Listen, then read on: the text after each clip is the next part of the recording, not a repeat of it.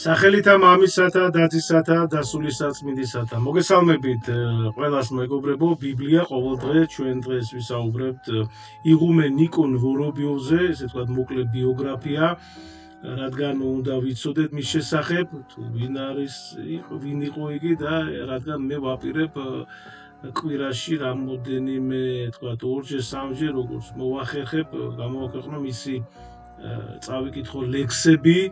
ეს არის ძალიან უბრალო მარტივ ენაზე დაწერილი და რომელიც შეეხება ყველა თემას და აბსოლუტურად ესე იგი ხელმისაწვდომ ენაზე, ესე ვთქვა და აუცილებლად მოусმინეთ ესე იგი ნახეთ იღუმენი ნიკონი ვორობიოვი, ანუ ნიკოლოზ ვორობიოვი დაიბადა 1894 წელს გლეხის ოჯახში, მეგობრებო.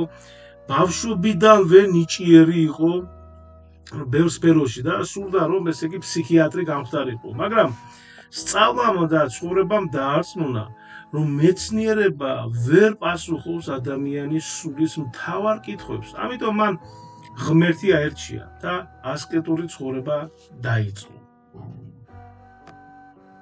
მან ღრმად შეისწავლა სახარება და წმინდა მამები, მოძებნა ჭეშმარიტი სულიერი ფასეულობები, სწავლობდა სასულიერო აკადემიაში, მაგრამ რევოლუციის შემდეგ სწავლა შეწყდა და კვლავ გამარტოებულ ლოცვით ცხოვრებას დაუბრუნდა.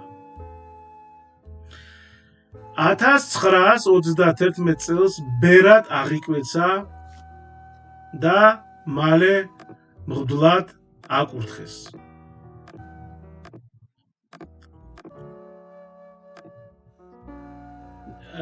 თუმცა დევნა დაპატიმრება და ციმბირის ბანაკები გადაიტანა და გათავისუფლების შემდეგ მძიმე და დამცირებული ცხოვრება ჰქონდა, მაგრამ რწმენა არასოდეს დაუკარგავს, მეგობრებო. აქ არის ნახეთ ესე იგი მღვდლად მსახურებისას დიდი გავლენა მოახდინა ხალხზე, რის გამოც შური და დევნა ეკლესიაშიც შეხვდა. სიცოცხლის ბოლო წლები გაატარა, ესე ვთქვათ, გაპარტახებულ გზაწყში, სადაც მოიპოვა ხალხის უდიდესი სიყვარული. მისი სწავლების მთავარი არსი არის სიმდაბლე განცდა იმისა, რომ ადამიანი თავისთავად არაფერია და ყველაფერი მხოლოდ ღვთისწყალობაა. თავად ამბობდა, რომ სწორედ ცხოვრების ბოლოს გაიგო ეს ჭეშმარიტება გულით. იღუმენ ნიკონის წერილები, მეგობრებო, რასაც ჩვენ ვისაუბრეთ, არის ძალიან ღრმა, მაგრამ უბრალო, ამაშია ძალიან ძლიერი არის მისეულად და პასუხობების, მაგრამ ძალიან უბრალო არის, დაფუძნებული არის მართლმადიდებლურ ტრადიციაზე და ცოცხალ სულიერ გამოცდილებაზე. და ესე იგი გვასწავლის, რომ სიმდაბლის გარეშე არც სულიერი წინსვლა არსებობს და არც ცხონება.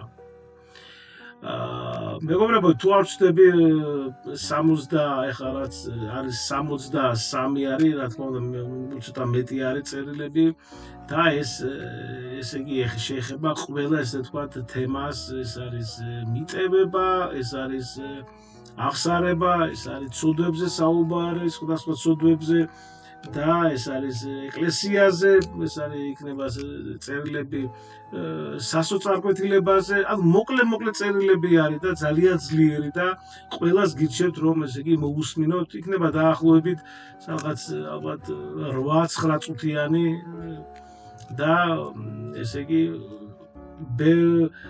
ბევრ ესე იგი კითხვაზე პასუხს გაგცემთ, ეს წერილები იქ ზუსტად დაინახავთ იმას, რაც თქვენ დღეს სჭირდებათ, ეს კითხვები და აუცილებლად მოკლედ ერთი სიტყვით მოусმინეთ. და მინდა გთხოვოთ, რომ ესე იგი ჯერ კიდევ 62% მაყურებელი გამოწერის გარეშე უყურებს და ეს ძალიან დამეხმარება მე, ესე იგი არხის განვითარებაში, რაც უფრო ბევრი და მეტი ვიქნებით და მინდა გთხოვოთ, რომ გამოიწერეთ არხი, არაფერია, ერთი დაკლიკება არის თქვენი, ესე იგი ერთი წამი არის და ჩემთვის არის უდიდესი мотиваცია, უდიდესი ძალა და თანადგომა და გვერდში დგომა და ამაში მინდა ესე იგი რომ გთხოვოთ დახმარება, რომ გამოიწეროთ არხი და ასევე გააზიარეთ ვიდეო და მოიწონეთ და ლაიქეთ. ღმერთმა შეგიწიროთ, იმიტომ რომ თქვენი გაზიარებით ამ ვიდეოს მარტო არხს კი არ ეხმარებით, ამით სწორად გამიგეთ და თქვენ თავსაც ეხმარებით, რადგან უდიდესი ღვაწლია, როდესაც გააზიარებ ვიდეოს, სადაც წერია, ესე იგი, სადაც არის სახარება წმინდა მამის გამარტებით და ესე იგი ძველი აღთმა, მაგრამ პირველ რიგში რა თქმა უნდა, მთელი ბიბლია და სახარება უფლის სიტყვა, სადაც არის წმინდა წერილი და თქვენ გაზიარებთ იმას, სხვები გაიგებენ, ხო, უსინათლოები ხშირად ვამბობთ, უსინათლოები მოусმენენ ყურსასმენით, ესე იგი, ვისაც არ ესმის, წაიკითხავენ, იმიტომ რომ ყველა ვიდეოში მაქვს მე ესე იგი ქართული ტიტრები და ეს უდიდესი მადლია, იმიტომ რომ თქვენ გააზიარებთ წმინდა წერილს, უფლის სიტყვას, უფლის მცნებას, რაც დაგვიტოვა და უფლის ნებას. ღმერთმა დაგლოცო და ღმერთმა გაგახაროთ, მადლობა და გაიხარეთ. მადლი უფლისა ჩვენისა იესო ქრისტეს და სიყვარული ღვთისა და მამისა და ზიარება სული საწმინდისა იყოს თქვენ ყოველთა თანა. ამინ. კიდევ ერთხელ დიდი მადლობა.